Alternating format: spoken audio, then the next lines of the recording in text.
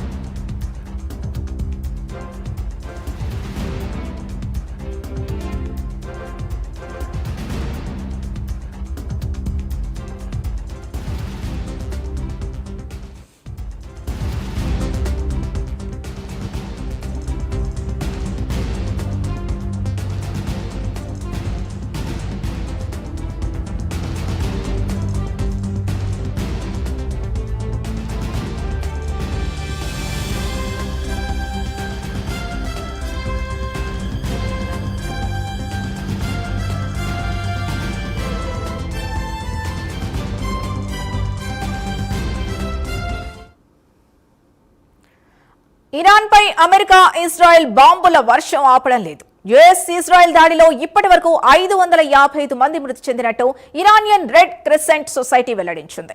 Iran లక్ష్యంగా America Israel వైమానిక దాడిలో 131 నగరాలు ధ్వంసమైనట్టు తెలుస్తోంది. చర్చలకు వచ్చేంత వరకు దాడులు జరుగుతూనే ఉంటాయని ఇప్పటికే అమెరికా అధ్యక్షుడు ట్రంప్ ప్రకటించారు. వారిప్పట్లో ముగించేది లేదని, ప్రతీకారం తీర్చుకునే వరకు దాడులు చేస్తామని ఇరాన్ ఇప్పటికే ప్రకటించింది. మరోవైపు ఇరాన్ కు మద్దతుగా హిజ్బుల్లా రంగంలోకి దిగింది. ఇజ్రాయెల్ ని లక్ష్యంగా చేసుకుని దాడులు చేస్తోంది.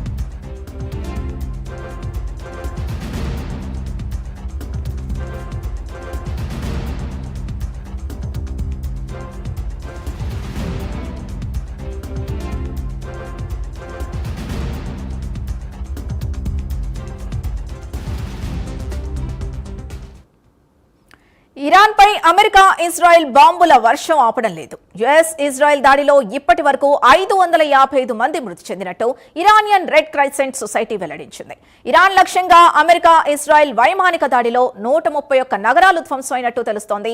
చర్చలకు వచ్చేంత వరకు దాడులు జరుగుతూనే ఉంటాయని ఇప్పటికే అమెరికా అధ్యక్షుడు ట్రంప్ ప్రకటించారు. వారిప్పట్లో ముగించేది లేదని, ప్రతీకారం తీర్చుకునే వరకు దాడులు చేస్తామని ఇరాన్ ఇప్పటికే ప్రకటించింది. మరోవైపు ఇరాన్ కు మద్దతుగా హిజ్బుల్లా